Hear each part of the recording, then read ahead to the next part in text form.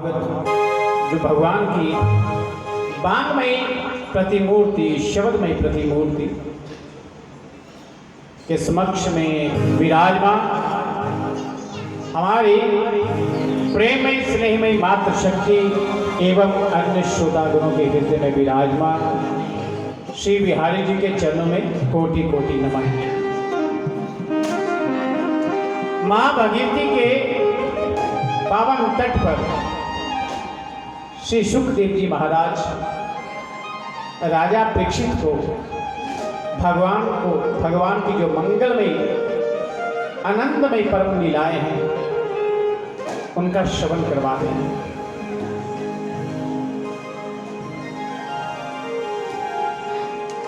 सुखदेव जी कहते हैं जब ब्रजवासी गोवर्धन जी की पूजा करने लगे और इंद्र को जब इस बात का पता चला एक कृष्ण छोटा सा बालक जिसके कहने पर ब्रजवासियों ने मेरी पूजा बंद कर दी है, तो इंद्र को भी तो हो गया महाराज। इंद्र ने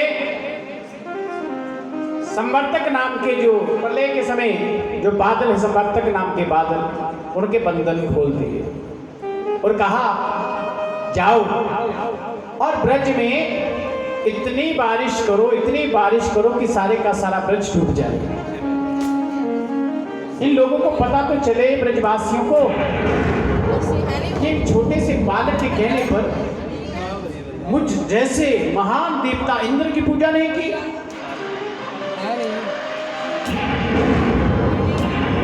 खूब बारिश होने लगी महाराज, खूब बारिश, अंधेरी तूफान, इतनी बारिश होने लगी। इस बारिश से सारा का सारा ब्रजमंडल उस सर्दी के कारण, जल के कारण भीगने लगा।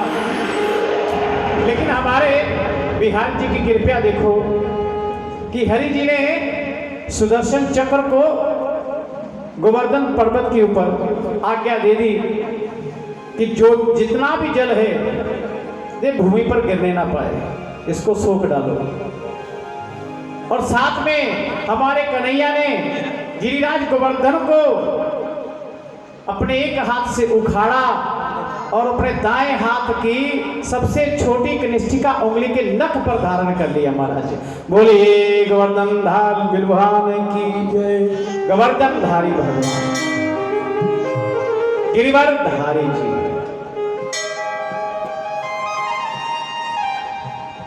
भगवान ने जितनी लीलाएं की उनके अनुरूप भगवान के उतने नाम के गिरिवरधारी गिरिराज। जब धारण कर लिया तो भगवान ने ब्रजवासियों को संकेत किया कि ब्रजवासियों अब घबराना नहीं और बिना किसी शंका के आप गिरिराज महाराज की शरण में आ जाइए। सभी ब्रजवासी गौ माता अपना परिवार इत्यादि लेकर गिरिराज गोवर्धन के नीचे आ गए। 7 दिन तक घंघोर बारिश होती रही महाराज। लेकिन भगवान श्री कृष्ण ने इंद्र का अभिमान चूर करने के लिए लीला की थी। जब इंद्र ने देखा कि ब्रज में तो सूखा ही है, जितनी बारिश डाली थी कर रहे हैं वो सुदर्शन चक्र सूख रहा है।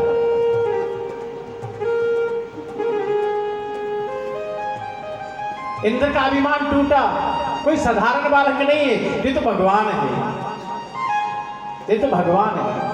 और इधर यशोदा मैया कहती है ग्वाल वालों, अरे तनिक देखो तो सही मेरे लल्ला ने कितना बड़ा पहाड़ उठाया है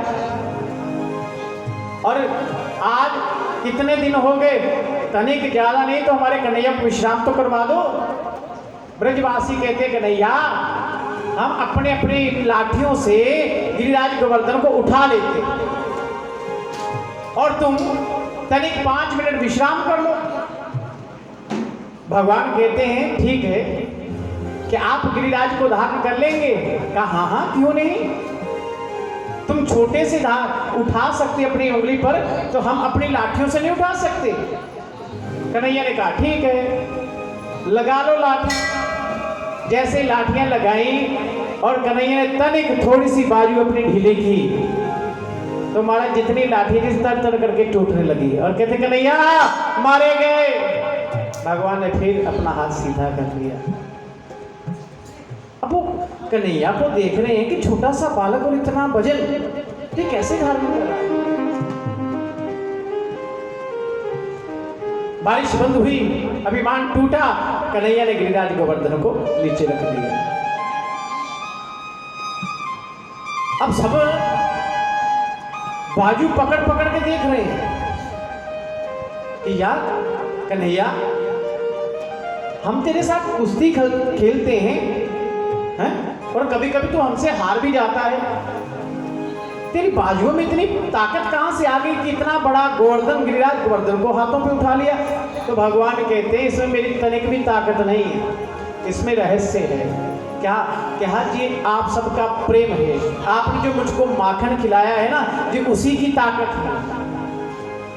भगवान ने एक सेकंड के, एक पल के लिए भी अपने आप को महान नहीं कहा कि मैंने उठाया, अपना नाम नहीं लिया। क्या कहा? भगवान कहते हैं कछु माखन का बल बढ़ियो और कछु गोपिन कियो सहाय। श्री राधा जी की कृपा से मैंने गिरिवर लियो उठाए। ये भगवान है जिनमें कर्म भी किया, पर्वत भी उठाया है, लेकिन उसका श्रेय अपने को नहीं, अपने सखाओं को, ग्वाल वालों को, राधा रानी को दिया है। क्योंकि राधा रानी के कृपा के बिना हमारे भगवान में वो शक्ति नहीं है कि गिरिराज गोवर्धन को उठा सके। ये शक्ति मिली है राधा रानी से, उस महारानी से। भगवान भी देखो कि सब काम करते हैं, लेकिन आज तक भगवान ने अपने ऊपर भी श्रेय नहीं लिया। और हम लोग छोटा सा काम कर लेते हैं और कहते हैं मैंने ये कर डाला, मैंने वो कर डाला, मैंने ये बना दिया, मैंने वो बना दिया। भगवान ने आज तक नहीं कहा कि मैंने क्या किया, आज तक नहीं कहा महाराज। जी भगवान है महाराज, इतने कृपालु भगवान। गिरिराज गोवर्धन की लीला का अर्थ क्या है? शास्त्र कहते हैं कि कार्य तो भगवान करते, इसमें कोई संदेह नहीं है। धर्म का कोई भी कार्य है, चाहे वो यज्ञ है, चाहे वो कथा सम्मेलन है, चाहे कोई भी महोत्सव है, चाहे कोई भंडारा है, करते भगवान, इसमें कोई संदेह नहीं है। लेकिन संत महापुरुष जहां कहते हैं कि भगवान तो कार्य को करते हैं, लेकिन उस यज्ञ में, उस कथा में अपनी सहयोग रूपी लाठी सबको लगानी चाहिए। कार्य भगवान ही करते हैं, लेकिन सहयोग रूपी लाठी सबको लगानी चाहिए। इंद्र का अभिमान टूटा और कहते हैं इंद्रौली गांवों से गिरिराज गोवर्धन 21 किलोमीटर है। महाराज दंडवत प्रणाम करता हुआ भगवान श्री कृष्ण के पास पहुंचा और बड़ी सुंदर प्रार्थना की है महाराज। नमस्तुभ्यं भगवते पुरुषाय महायात्मने वासुदेवाय कृष्णाय सात्वतां पते नमः। हे कृष्ण, हे प्रभु, मुझे क्षमा कर दो, मेरी बुद्धि जड़ हो गई थी, जड़, तो समझ नहीं पाया, मैं भूल गया कि आपकी इस कृपा से ही ये संसार चलता है। आपकी कृपा से ही मुझ में शक्ति है, आपकी कृपा से ही मैं बादलों को आदेश देता हूँ, बादल बारिश करते हैं, और मैं मूर्ख जो अभिमान कर बैठा कि मैं बारिश करवाता हूँ।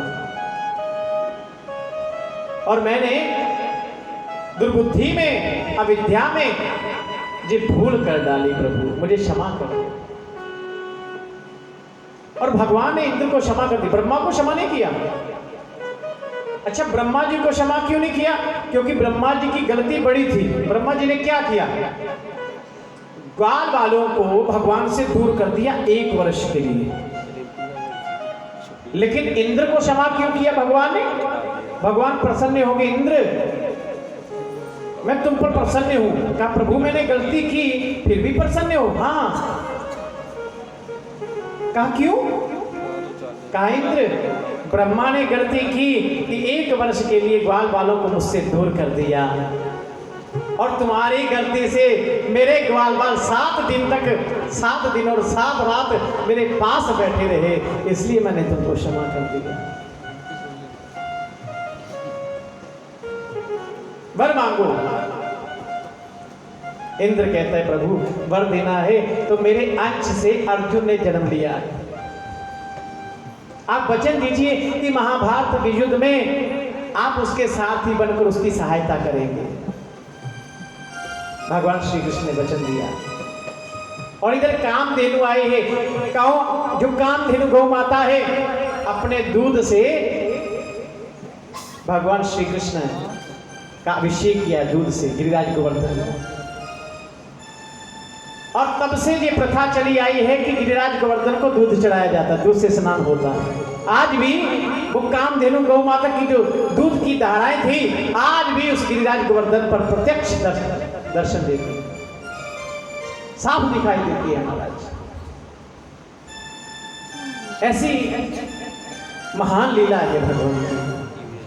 और गौ माता ने कहा प्रभु देवताओं के इंद्र तो ये पुरंद्र हैं, आप हमारे इंद्र हो जाइए। और गौ माता ने जहां भगवान का नाम रखा है गोविंद, बोलिए गोविंद भगवान की। गौओं का इंद्र, देखो गौ माता भी की रक्षा के लिए भी जो भगवान सबसे अग्र रहते हैं, जिन गौ माता की भगवान भी सेवा करते हैं, उन गौ माता की सेवा से आज हम विमुख होकर बैठे हैं। गौशाला में जाओ और कहीं 1 मिनट, आधा पल कहीं गौ माता की ओर देख लेना, बस आंखों से आंखें मिलाकर कुछ सेकंड गौ माता की ओर देखना, मानो वो गौ माता अपनी आंखों से तुमको निहार कर कुछ कह रही होगी, कुछ कह रही होगी। लेकिन हमने कभी उसके मनोभाव को, उसके दिल के भाव को कभी समझा ही नहीं महाराज, कभी समझा ही नहीं कि गौ माता क्या कहना चाहती है।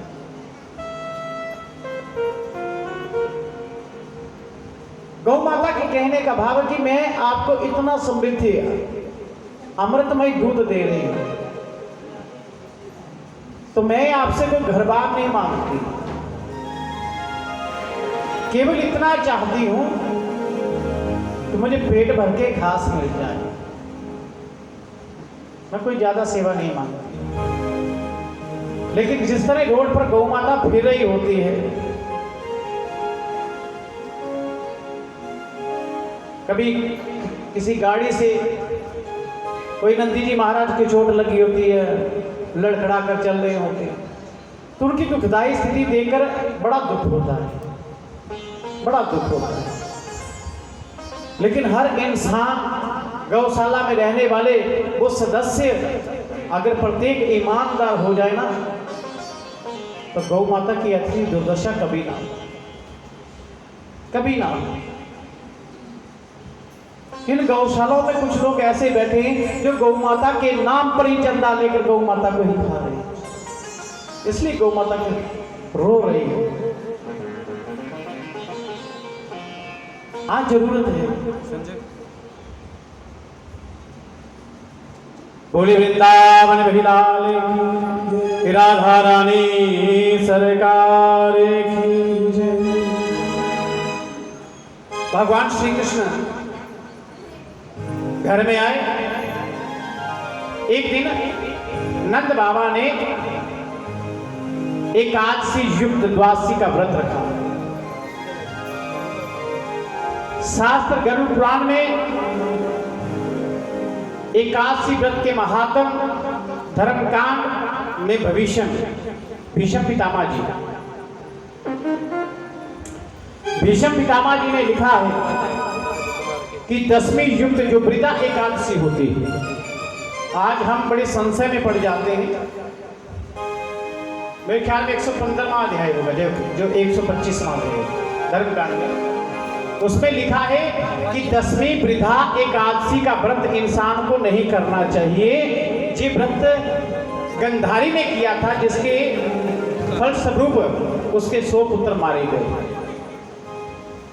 10वीं वृद्धा एकादशी में असुरों का वास होता है। चाहे एकादशी पूरा दिन ही क्यों ना हो, अगर सूर्य उदय समय में अगर कुछ पल या एक घड़ी की भी उसमें 10वीं तिथि रहती है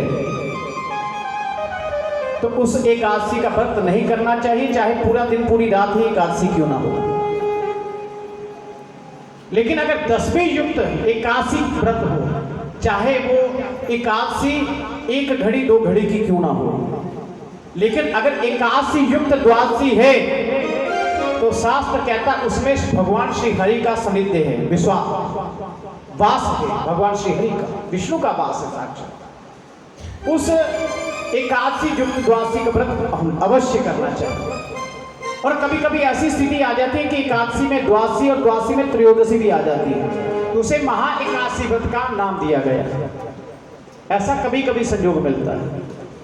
तो ऐसे में जब द्वादशी बीत रही है तो त्रयोदशी में भी पान कर सकते हैं, गरुड़ पुराण में जो लिखा है, इसलिए हमें ये संदेह नहीं करना है।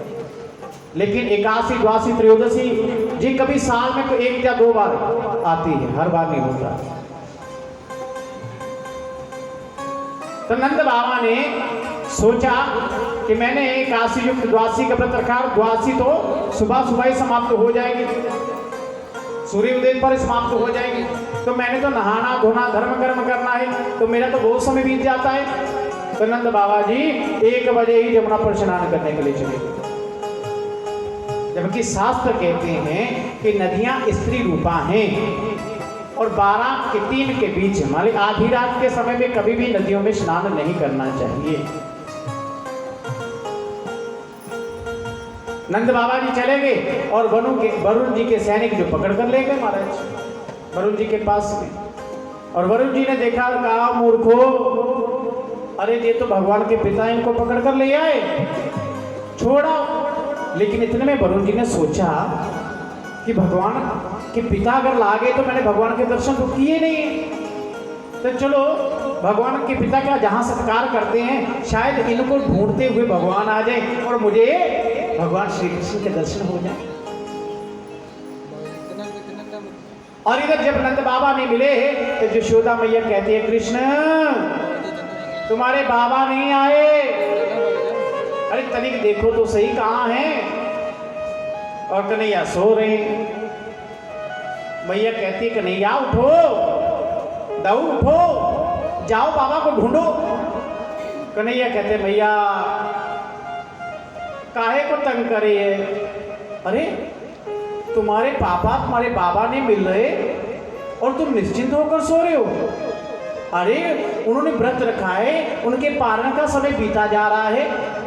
कन्हैया कहते, मैया काहे को चिंता करती हो, अभी तक तो बाबा ने दूध जलेबी भी खा लिए, पारण हो चुका है।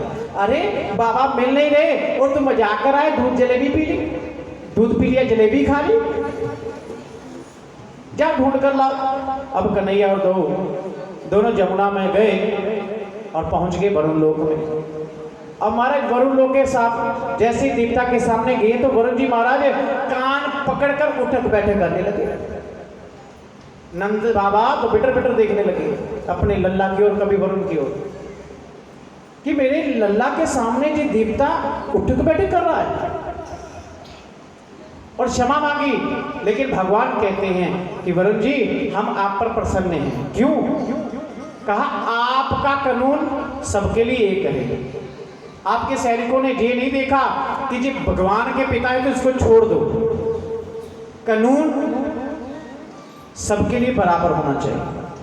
आज यही कमी है कोर्ट कचहरी में अमीर पैसे फेंकता है, उसको इंसाफ मिल जाता है, लेकिन गरीब बेचारा धक्के खाता रहता है। अमीर व्यक्ति का पुलिस चालान नहीं कर पाती और गरीब व्यक्ति की तरह बच नहीं पाता है। कानून सम्मान नहीं। लेकिन भगवान कहते हैं कि वरुण जी हम प्रसन्न हैं, आपका कानून सबके लिए समान है, कानून समान होना चाहिए। और नंद बाबा को लेकर वापिस आए। नंद बाबा जी जैसे आए तो ग्वाल बाल देखने लगे, सब गोप देखने लगे कि नंद बाबा जल में भीगे हुए भी नहीं। और नंद बाबा से पूछने लगे। नंद बाबा ने कहा, अरे जी तो लल्ला से पूछो, वहां जो देवता था कन्हैया को भगवान भगवान कह रहा था और उठ के बैठे कर रहा था कान पकड़कर। ग्वाल बाल हो गए कन्हैया के द्वारे। एक नहीं इतना सच बता तू कौन है? कबर काट लो। कन्हैया कहते हैं मैं कौन हूँ? कबर तार। मैं तुम्हारा सखा हूँ। नहीं नहीं सच बता तू भगवान है? कबर। नहीं नहीं मैं भगवान नहीं हूँ, मैं तुम्हारा सखा हूँ, बाल सखा, मैं कोई भगवान नहीं हूँ। सच सच बता कन्हैया, झूठ मत बोलना। कहा ठीक है पूछ रहे हो तो ठीक है, हाँ मैं भगवान हूँ। तू भगवान है? कहा मैं भगवान हूँ। तू काहे का भगवान? अरे परसों जब हम कुश्ती कर रहे थे हैं तो तुमको घोड़ा बनाया मैंने, हैं? भगवान घोड़ा बनता है? 4 बार तुमको पटकर फेंका मैंने, भगवान कोई मार खाता है? सच सच बोल। कहा रे भैया बोला तो सही मैंने, मैं तुम्हारा सखा हूं, लेकिन तुम मानते नहीं। कहा ठीक है मान लिया कि तुम भगवान। भगवान तो बैकुंठ में रहते हैं ना, तो हमको तनिक अपने बैकुंठ के दर्शन करवाओ। भगवान कहते ठीक है। भगवान ने गरुड़ जी को बुलाया और गरुड़ जी से कहा, गरुड़ जी जाओ तनिक इनको बैकुंठ ले जाओ, घुमा लाओ और देखो अगर वहां कोई बैकुंठ का स्वामी भी बनना चाहे ना तो बना देना। तो भगवान कितने कृपालु। भगवान कह रहे हैं कि अगर कोई मेरी सीट पर बैठना चाहे तो बिठा देना। गरुड़ जी महाराज ने सब ग्वाल वालों को बिठाया और बैकुंठ ले गए। अब बैकुंठ की जब सुंदरता देखी, हीरे मोतियों के खंभे, बड़े बड़े सरोवर सुंदर, द्वारपाल सोने के गहने पहने हुए, दिव्य दिव्य वस्त्र, दिव्य दिव्य वहां साधु पुरुष देवता लोग। हम तो सुंदरता देखकर बुखला गए और कन्हैया को आवाज लगाने के लिए, कन्हैया देखो देखो, लेकिन कन्हैया पास में होते तभी ना। देखा कन्हैया तो नहीं है। अरे कन्हैया कहाँ है? कन्हैया कहाँ है? गरुड़ जी कहने लगे, अरे शोर मत मचाओ, बैकुंठ है, तुम्हें बैकुंठ लाओ, तुम्हारा घर नहीं है, शोर मत मचाओ। कहा नहीं हमको नहीं यहाँ रहना, हमारा कन्हैया कहाँ? हमको कन्हैया के पास नहीं चलो। अरे पागल हो गए, करोड़ों वर्ष ऋषि मुनि तपस्या करते हैं फिर भी बैकुंठ में वेटिंग में लगे हुए हैं, और तुम बैकुंठ में सीधे ही आ गए हो और फिर कह रहे बैकुंठ में नहीं रहना। क्या हमको बैकुंठ में नहीं रहना, बस आप हमको कन्हैया के पास ले चलो। गरुड़ जी ने बिठाया और कन्हैया के पास में ले आए। अब कन्हैया के साथ लिपट कर सभी ग्वाल वाले जोर जोर से रोने लगे महाराज, जोर जोर से। कन्हैया ने कहा, अरे क्यों रो रहे हो? कहा कन्हैया हम तेरे बिना नहीं रह सकते।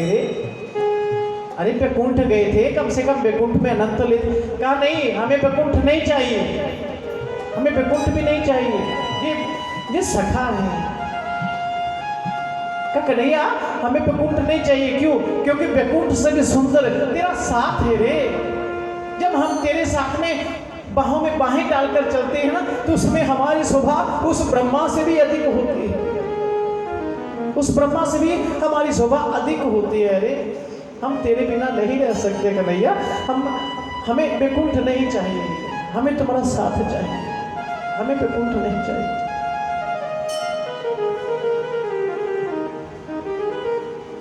इतना प्रेम करते हैं हमारे जीवन पर। गोकुल के ग्वाले से मेरा रिश्ता पुराना,